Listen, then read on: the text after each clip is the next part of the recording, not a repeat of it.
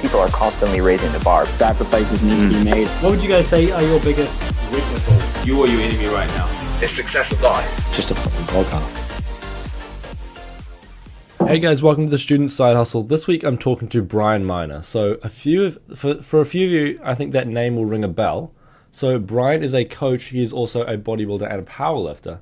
So Brian, how did you get into what you do, and how did you start doing all these things? Because I think it's to get to quite a reputable level in this sort of industry, you need to go quite intense on it. And how did you get to such a reputable level?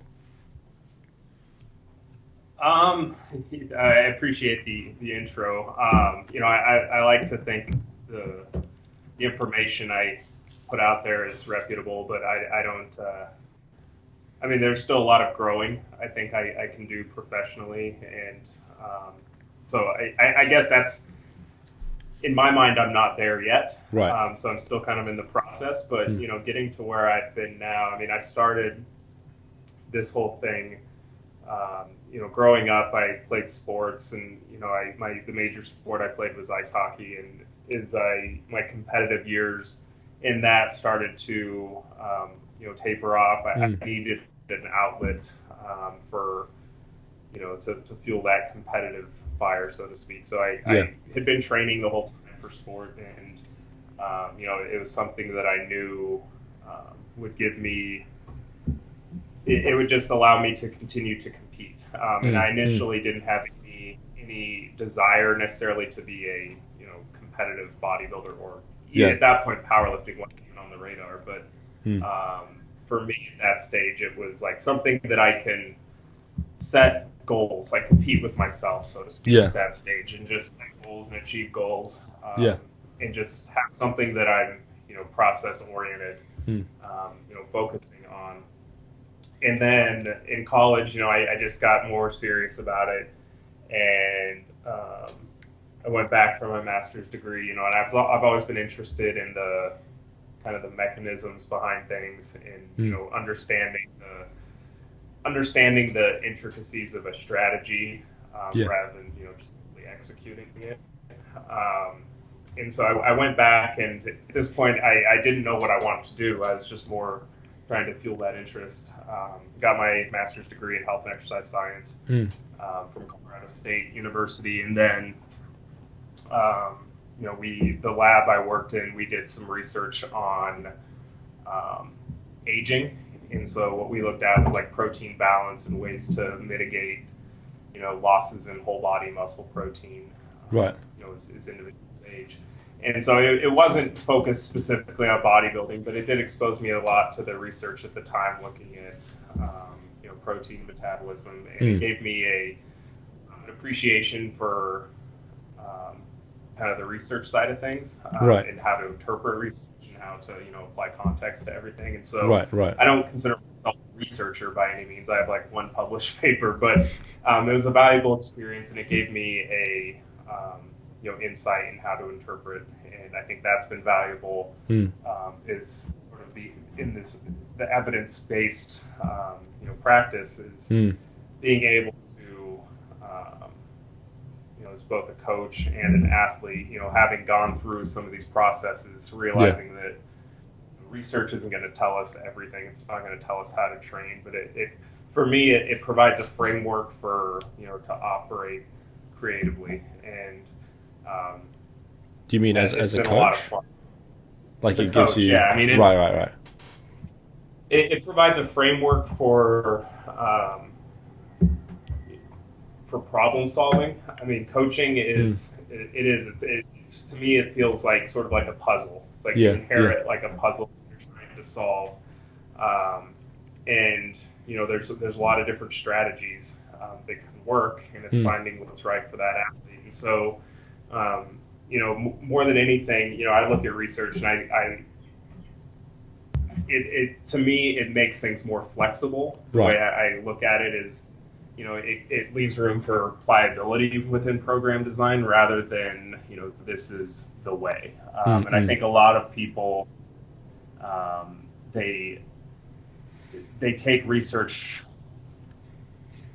more at face value, and they don't necessarily look at the downstream, like, flexible aspect of how to implement it. Right. If that makes sense. I feel like I'm not explaining that very well, but it doesn't give us a rigid answer to any question. Right. Do you feel like it's more... It does. Is that where you would see... Because this is actually one of my questions. Is that where you see the line between using experience or sort of anecdotes compared to evidence? So is that where you would sort of see the line as where each has their strength? Like, for example, there's certain things you can't measure with research. You kind of just have to know them through experience, if you get what I mean. Like, where would you see... Yeah. How do those two things entwine? Well, I guess that's what I'm driving at is you need the experience. You need the in the trenches experience in order to know how to properly apply it and get what you can out of the research. But, a good example is, bodybuilders in contest prep. It's like we have small sets of data looking at bodybuilders just in general. But then when we look at, athletes that are extremely lean, lean in research might not mean, contest lean, for a bodybuilder. Right. So we're talking lean for general population. Yeah. Or even just like the label of a bodybuilder. Right. Wouldn't necessarily mean like an advanced, top level. We're not talking like 12 Nunez's. Yeah. So it's understanding, to get to that point, not only physically but psychologically what's required, and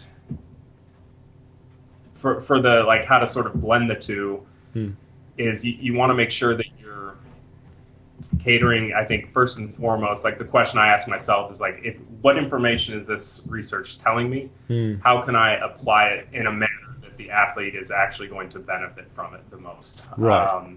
Because there's certain aspects of research, I'll use like protein timing is a good example.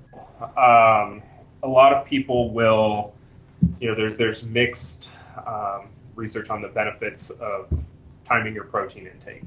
Right. And a lot of people they hang on to the minute details of that. And when we're looking at eking out that last few percentages, if you're working with an advanced athlete, it's like, what is it going to hurt if you time your protein? Yeah. If you try to take it, if there is an anabolic window. And so I guess, but I'm doing a very poor job of articulating here, but I guess I take the research and I try to use it as a manner to get the best results possible rather than using it to defend a position. So right. Okay. I see that a lot in the industry. It's like, okay, well, it's people are more interested sometimes in winning arguments. Right. Do you feel like than people they are delivering results? Yeah. Will people sort of say, for instance, as a random example, they want to defend keto or they want to defend sugar or something, and then they'll just grab one study on that and then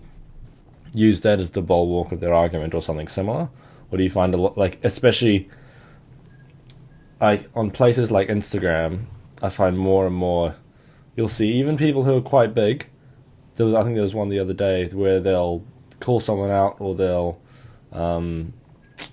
even in evidence-based, they'll call someone out, or they'll sort of start a little drama, and then they'll sort of use evidence-based to... They'll use evidence-based to be... It'll almost be their weapon, I guess. And maybe it's not a bad thing, but maybe it is. Not sure, but do you think people sort of use Well, here's I think the term evidence-based is... it's used properly. It's a three-pronged approach. The research provides that framework to operate within, and that's a very large framework. And I think people don't realize how big. People don't realize, people just in general, but there's a wide range of the population that they think we know more than we actually do. I mean, there are some very large gaps in the research right now. For example, like Greg Nuttles had made a post a while back on Facebook talking about, a great study would be looking at optimal ways to train in a deficit to maintain muscle. Yeah. Like, we don't really have that information. And it's like we look at the demographic that, coaches we work with, people focused on body recomposition, and fat loss is a big part of that. And so, I mean, that's a huge gap. Yeah. I feel like all we've got is anecdotes. You can say, like, train the same way you would build the muscle, but it's like, yeah, that makes sense, but you're using, like, at that point, you're using experience, and you're extrapolating, and not that it's wrong, but you're extrapolating research from other areas, which is okay. Like, that's okay if that's the best thing you have available, and that's what we're forced to do. Yeah. But I think some people get a little bit paralyzed with, like, okay, the research doesn't say, like, we don't, like, at some point you have to make an educated guess. As a coach, like, you don't have the answer to everything. Research. And then with evidence-based, one thing that does bother me, there's, given that there is this three-pronged approach in terms of, the research, coach's experience, and then the athlete's preferences, is you could really argue anything then would be evidence-based. Right. In some regard. I mean, there are people that, not that it's a cop-out, but in a sense, it's sort of a word and a term that people use to in my opinion, there's some situations where, you're arguing, you're like, well, this is an evidence-based approach. It's like, well, that's fine. Like, it is an evidence-based approach, but, like, don't necessarily associate that with strictly science. Do you think, like, evidence-based does not mean supported by research. Like, they're not synonymous terms. And it just means that you're taking it into consideration within, the context of your experience and, making things work for that individual athlete. And, I mean, there's been times as a coach where, you may do something that looks counterproductive on paper, based on research, but ends up being in the client's best interest. Like frequency, for example.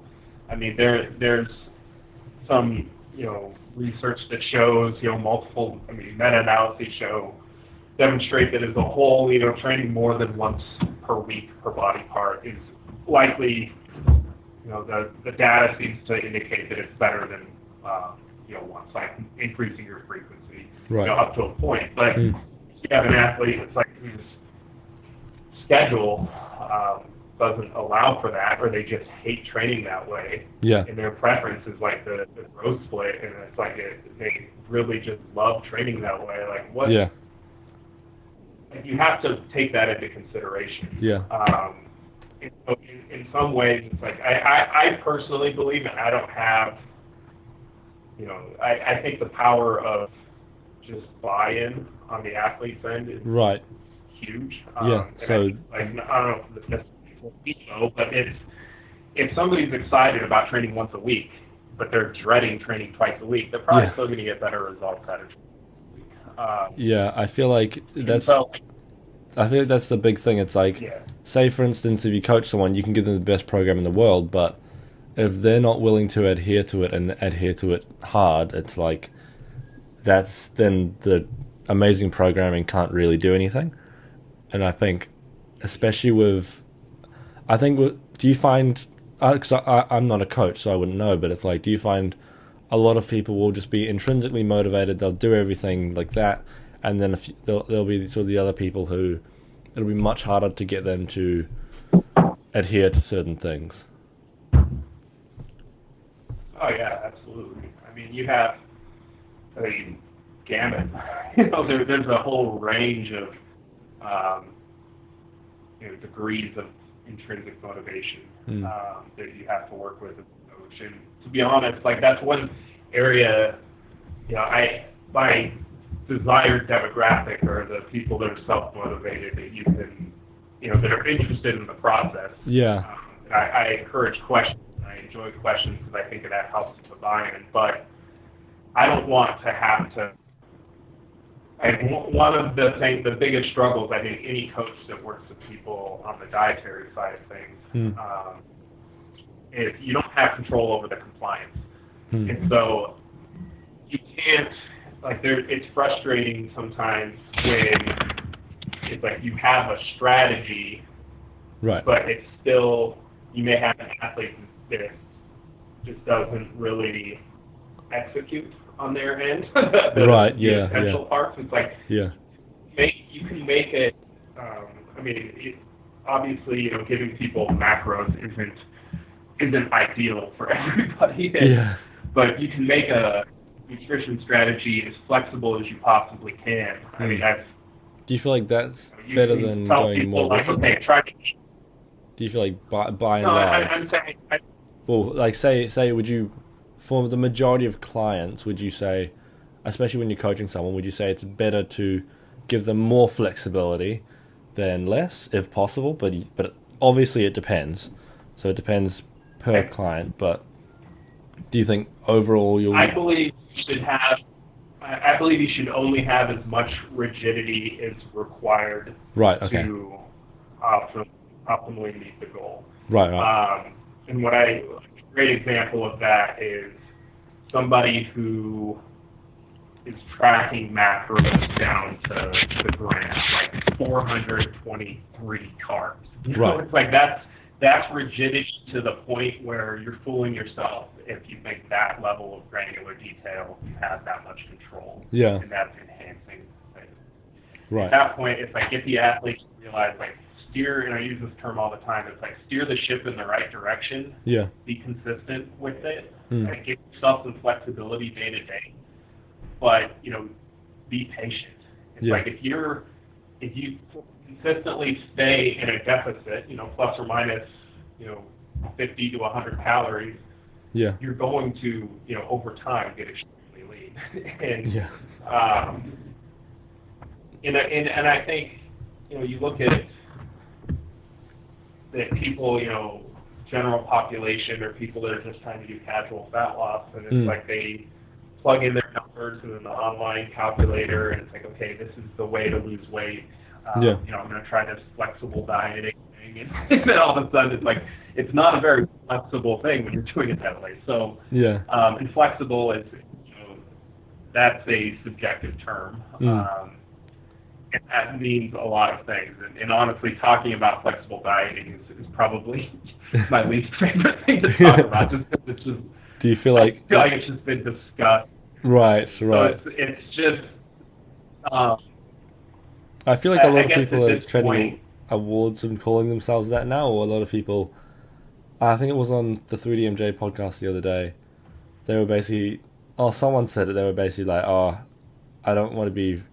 I think they said they don't want to be associated with the flexible dieting crowd anymore, because you feel like do you feel like sometimes flexible dieting is associated with saying, I can eat KFC and chicken and bloody ice cream all day and still get shredded? Do you feel like it's like I feel like logic? that was sort of like this epiphany for people. Yeah. For this realization in 2011. Yeah. People are like, oh wow, I can increase my menu. I can have a wider range of options on my menu.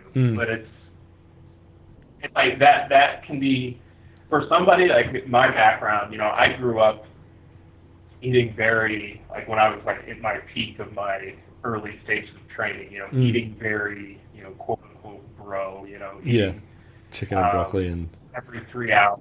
Yeah, and so going to a flexible approach, it was like a liberating thing. Wow, I immediately noticed that sustainability aspect is the biggest benefit. It's like, wow, I don't feel constrained every single day.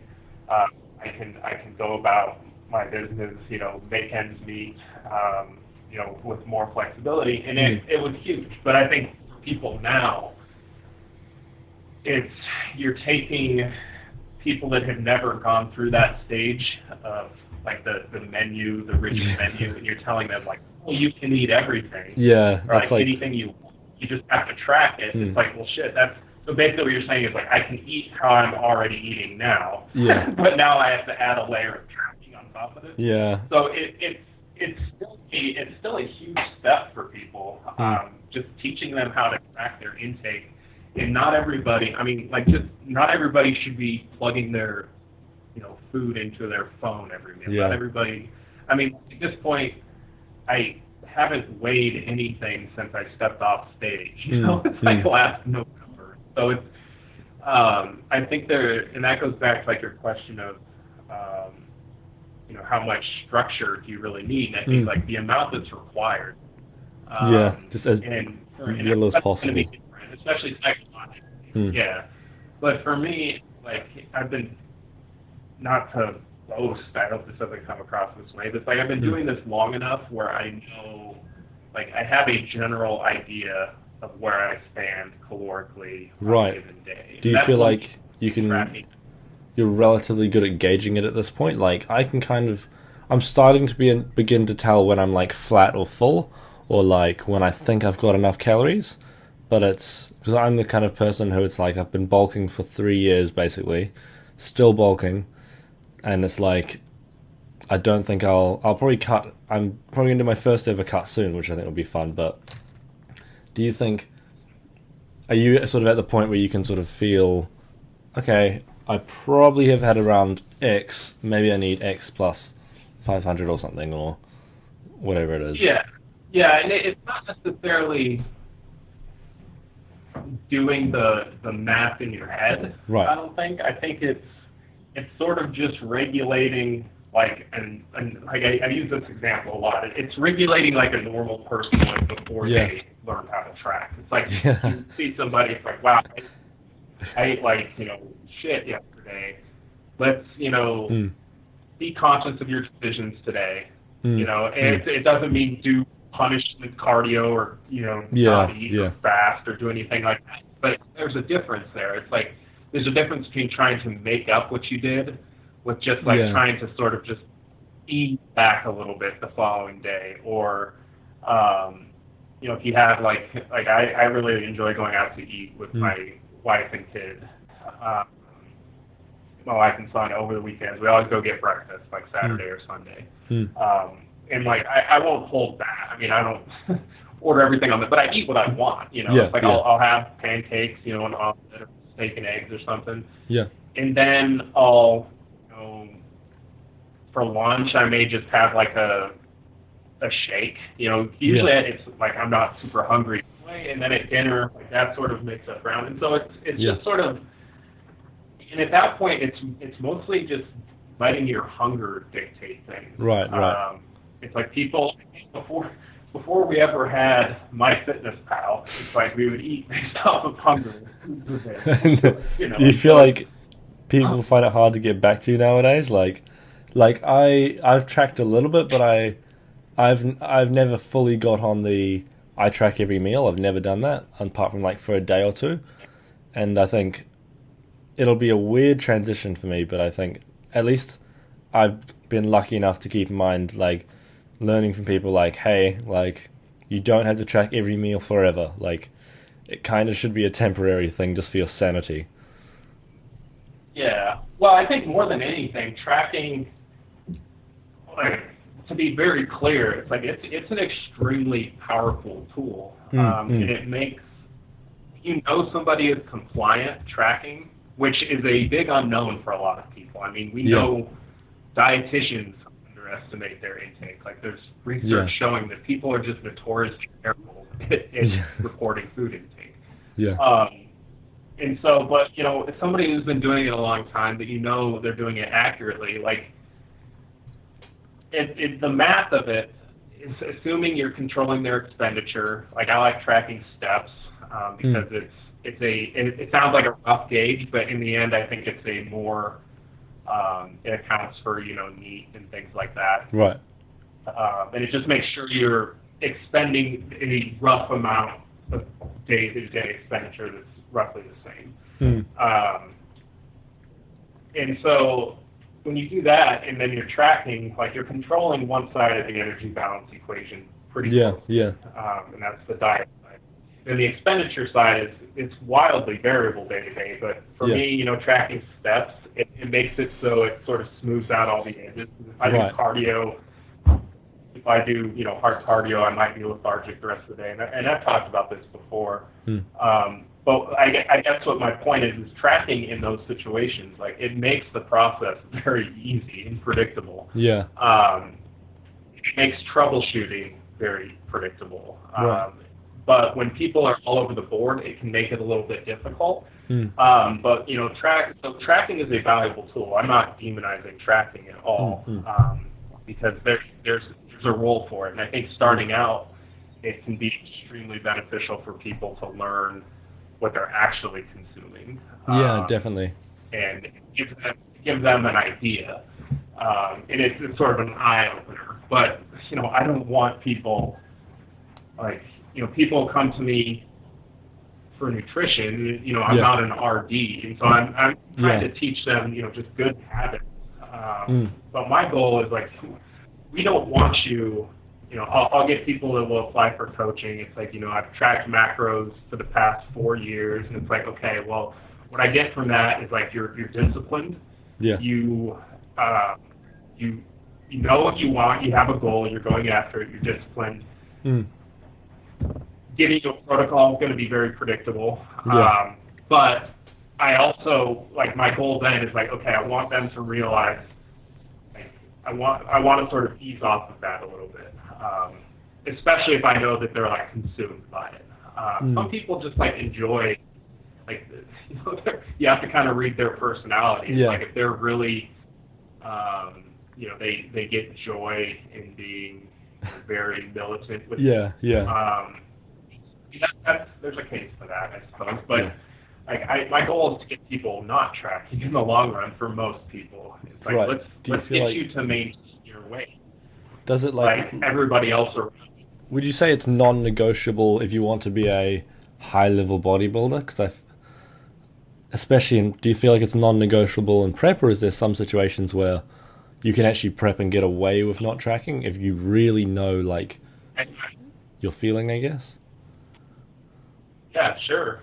You absolutely can. I think for most people, it's non-negotiable. But I mean, you take Alberto Nunez. I mean, he's a good friend of mine. He lives in the same town as me, and he is somebody who, just seeing, observing him, coach and observing how he manages his nutrition. It's he could probably do that because he's very in tune with how what he feels at certain points that correlate with condition. Or okay, if I'm hungry, usually it means maybe I'm in a deficit. It's he's very, and it's going to be different for everybody, but he could definitely do it. And so no, it's not that it's non-negotiable. I mean, you have bodybuilders that have never tracked, they get lean. And just so done a pure feel. If you're eating the same thing every day, if you're eating the same thing every day and it's putting you in a deficit, and then it all comes back to just nutritional budget. It's you don't need numbers associated in a food scale to make that, that budget. It's you can be gaining wealth in your bank account but not have any idea of how much money is actually in there, So or you could be going broke and not know the balance of it. So it's similar. So I mean, it can definitely be done. Would I like it for most people? No. But I think the more advanced you become, the more in tune you are with how you can manage things. I mean, I don't think I would ever be at the point where, I mean, I can do fat loss phases probably until the last 10 pounds pretty intuitively for contest prep.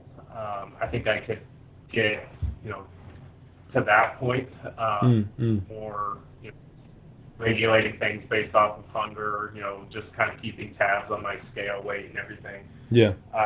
But it does make things much more predictable. Right. the end if you have that structure and that framework. But yeah.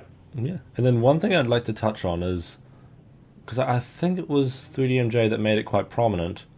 I think it was their recovery diet. How do you get out of a show? What is your sort of diet process after? Because I think a lot of people are still doing I believe it's reverse dieting. I'm not quite sure on the terms, but reverse dieting where it's like very gradual increase, and I believe recovery diet is more like faster increase of calories, get you recovered faster, and not have you in still like a deprived state for half a year or whatever. Where would you? Yeah, what's your sort of protocol post show, and does it differ for certain people? So, will there be certain people where you would not do whatever protocol you do? Yeah, I mean, the first answer is it does vary person to person. Rather than that just being like a cop-out answer, like it depends. Let's kind of break this down a little bit. And I mean, we look at the physiological components of it and then the psychological components of it. And a lot of what dissuades people, well, let's say, I mean, I think most people, if you polled people after a contest prep and said, like, do you feel like there is some recovery in terms of hormones, in terms of, food focus, in terms of just strength and, energy, like, would you say you're in like a debt right now in terms of recovery? Yeah. Everybody would say yes. Nobody feels good at the end of a contest prep. Yeah. Or feels like they could maintain it forever. Oh, fuck. So most people acknowledge the need for recovery. And I mean that there's physiological and psychological components to that. But I think in order to get people feeling better sooner, you need to be assertive in moves in that direction, right, in terms of the physiological side. What scares people with that is the psychological benefit of letting go of that conditioning, right, overnight, or in a week or two, putting on some weight. But I think what's extremely, extremely important in both of those situations is explaining to the athlete the rationale behind the decisions there, or like, right, okay, here's what's at stake. Like, understand the role of this stage. The role of this stage is not to, be at your absolute leanest. No. We're not trying to increase, for me, the metabolic capacity thing, like, we can touch on that, but the role isn't to get you eating as much as possible while staying lean. Like, that is not the point of the post-contest period. The point of the post-contest period is to recover, right, and get whole again. Yes. And so I think a lot of people, they go through prep and they're starving all the time, and then like it's enticing to think like, oh wow, so you're saying I can, if I slowly reverse out, I can be eating more on my next diet, at the same level of body fat, and that's frustrating to me because it's a one, it doesn't work like that. And two, like, if you ask proponents of that method to explain what's going on or like why that's occurring, you don't usually get a good answer. Right. And so we talk about like why, like post show, why would I want to why would I take a slower approach? It would be for somebody, like the goal would be like, I want to prevent them from wanting to diet immediately again. Right. It's like, I don't want to take a competitor and get them discouraged and want them like trigger happy on the dieting. Yeah. 2 months later. Like, for example, that's how much you want. How much do you think is, say for example, let's use Nunes as an example. How much? I think he's at 190 right now, something like that, and then his contest's like 160. That, I don't know if that's correct, but yeah, he's in like quite a bulk period right now. So how much weight do you think, for example, for someone like him would be good to gain, and how fast would you want it to be gained? And then would that be, what sort of caloric surplus would we be looking at? And obviously it's very subjective. Yeah, and I think a lot of it has to do with where that person operates, where their set point is, like where their Right. their natural body. So Right. I'd give you a percentage, but it wouldn't necessarily be It wouldn't be the same for inclusive everyone. for everyone. Yeah. So I mean, for him, I know he like right now, Berto he's carrying much more body fat than his body wants him to have. Right. Like Yeah. he's being assertive and he's not comfortable, you know. Yeah. So it's for him like it's taking an aggressive effort on his part to be Yeah. 190. Right. But he's in leaving no stone unturned in terms of putting on muscle mass, which Yeah. I think it's great. Yeah. But I mean, I wouldn't say he's like sloppy by any means. I mean, No. he's 30 pounds above stage weight. That's not That's unreasonable. not. Yeah. So it's especially like a year later. So Yeah. I think for me, I tend to feel my best around. I can't speak for him. I think he probably enjoys that 175, 180 range. Right, I right. think that's sort of where he likes to hang out. Hmm. And so the goal is to get you to those levels pretty quickly. Hmm. And trying, maybe within a month, gain 10 to 15 pounds back, Does that come gain with a lot 10 of like 10%, mental sort of? 5 to 10%. Because for me, I've never really tied my physique much to my body fat percentage, and I've only really noticed my body fat percentage start to go up recently, like maybe in the last 6 months, and it's still not really like a mental issue for me, because my thing's always, oh, I'm too small, blah blah blah, and I think a lot of people in my like skinny dude situation, they had the same sort of feelings. But do you find once you've gotten that lean, is it a lot of times about managing expectations and managing how they're going to think after? Because I think, like when you get that lean and then you go from that to chubby, but then you compare yourself to the normal population and you still look pretty lean compared to the normal population. Do you think it's like, do you think it's hard to manage those expectations?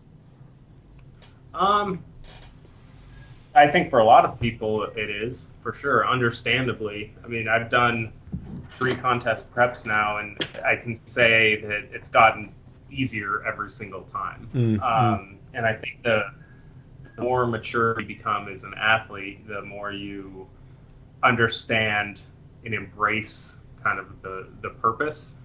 It's like when reverse dieting, like I mean that's a sort of a subjective term in itself. Like a lot of people have different interpretations of that. But let's form. Well, I guess we'll say for the sake of this conversation, I can define that for my example as slowly adding carbs back in with the attempt to like, okay, let's see how much food we can put in while maintaining weight, or Right. Let's build it up slow enough and try to mitigate fat gain. For metabolic building purposes, Right. Which isn't everybody. But when that was at its peak in popularity, I think, say 2012-ish, Right. in my opinion, I think a lot of people felt like they embraced, like even the advanced athlete, they embraced the phase that they were in. And so post-show, I remember thinking like, okay, this is what I should be doing. Like I should take this slow, and 9 out of 10 people are gonna screw that process up. Yeah. It's like it is very difficult post-show.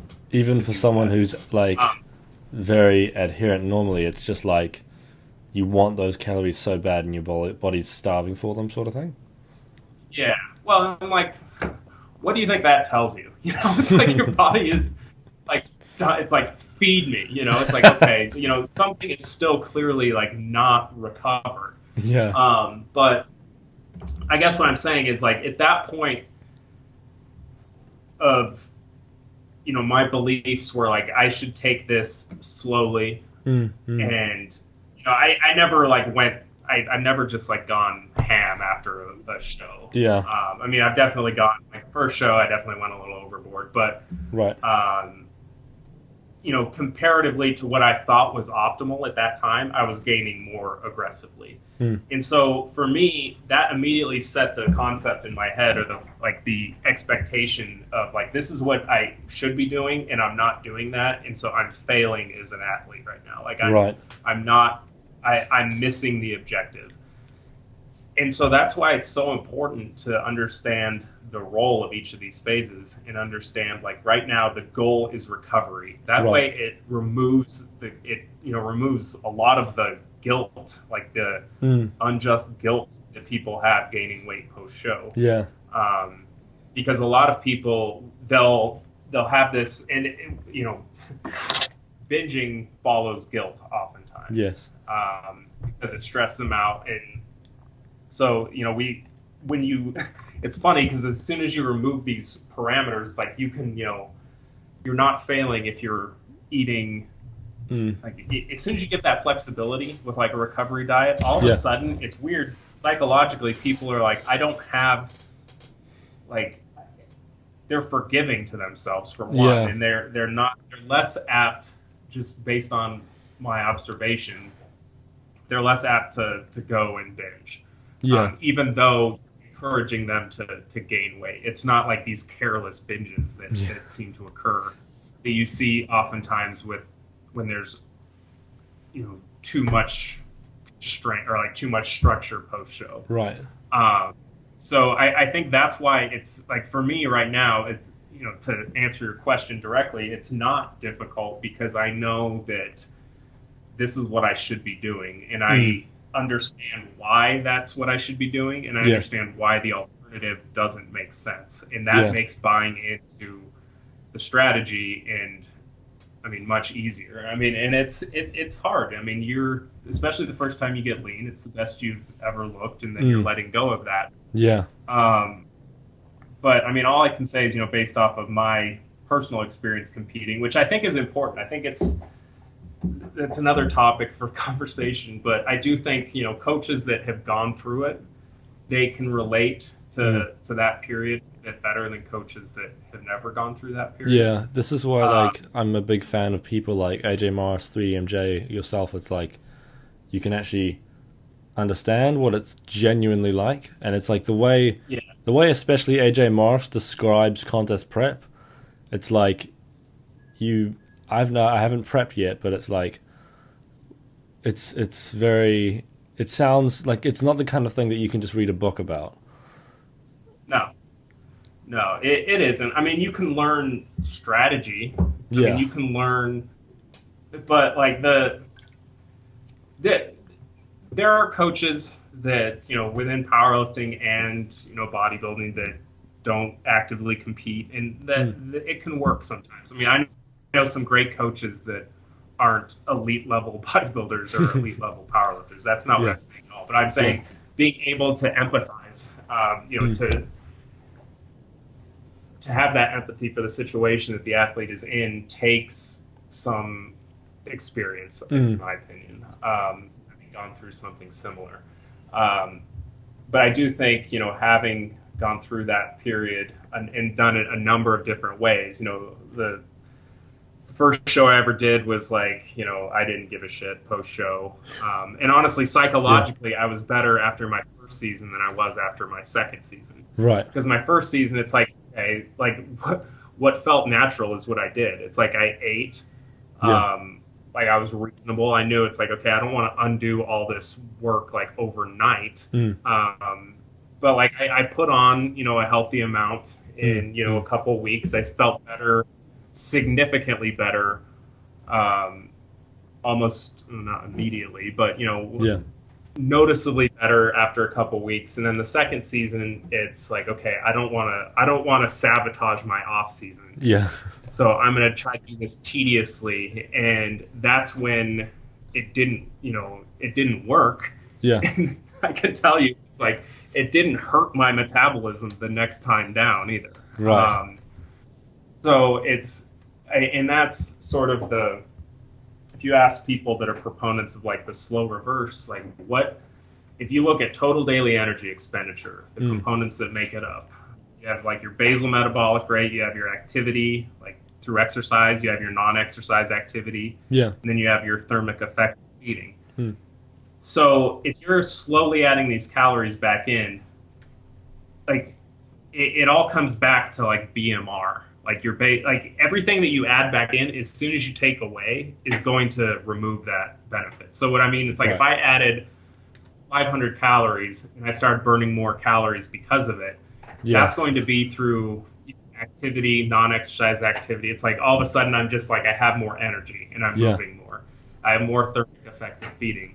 But if I'm not gaining weight, my BMR, like your BMR is so heavily tied to body weight that you can't drastically increase your BMR in the absence of weight gain. Right. So you feel like it's like almost it's just like, do you feel like in essence it's kind of a bit of bullshit, like the reverse diet where you can get to a point where you're allowed to eat 3,000 calories but you're stage lean, or like?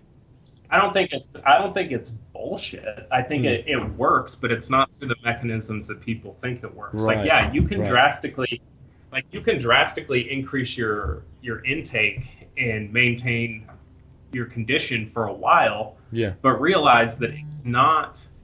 What's actually occurring is you're burning more calories through activity. Right. And some subtle increases to basal metabolic rate, sure, like hormonal, drops.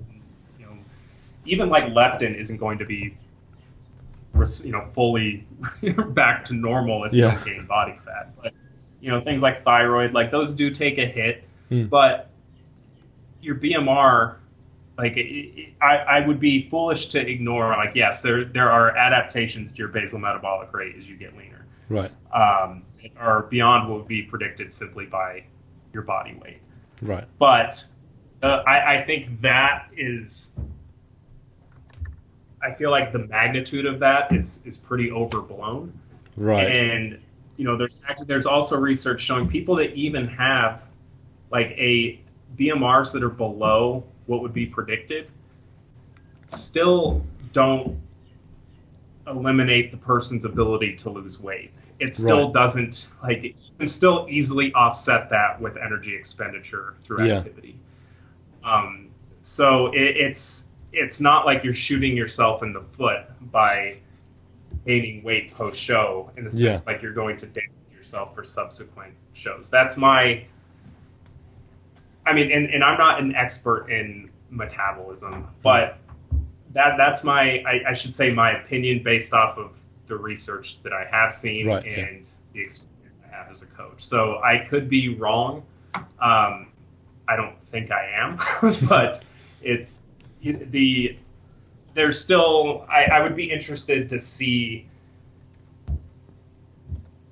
like, I want to hear a counterpoint that addresses the BMR aspect. A solid and a lot of, argument like, against it. It's like, okay, independent of weight gain, how much ground can you really like rev up your metabolism while maintaining weight? Yeah. It has nothing to do with actually just moving more. Yeah. And I feel like the argument sort of falls flat.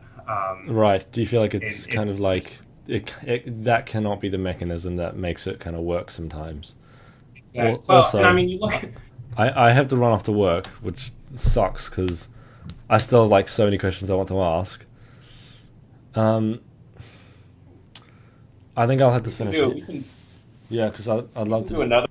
That'd be dope because there's so much stuff, like especially training wise, like there's so much stuff that I still want to cover, like powerlifting wise, and then how that interrelates with bodybuilding and all that sort of stuff. Because I think you're one of the few people who's done both at like a high level. But first of all, I'd just like to touch on where can people find you, and where can people find the work you do? I have a blog. It's myojournal.com. And then my email is bdminer31@gmail. That's where you can learn. I have, like, my coaching is on the blog page. There's a tab if you're interested in, consults or coaching. But yeah, that's the primary way of reaching me. Sweet. And I'm on Instagram, and I'm not as active as a lot of fitness personalities, but I try to when I post it to be thought provoking. And I think it's Instagram is one of those platforms. It's like it's hard to really dig into the weeds and get into the gray areas on I these completely things, agree. which is why I think it's sort of an unattractive platform to me in that regard. But I could be better at it. I think it's similar to how Ben Esgro manages it. Thank you guys so much for listening to this episode of the Student Side Hustle. I would appreciate so much if you would leave a review if you'd like to hear more of what I'm saying. Then I would love if you would follow me on Instagram or check out my other social media, all linked in the show notes. And again, I would just like to say thank you so much for listening. Have a wonderful evening and study hard.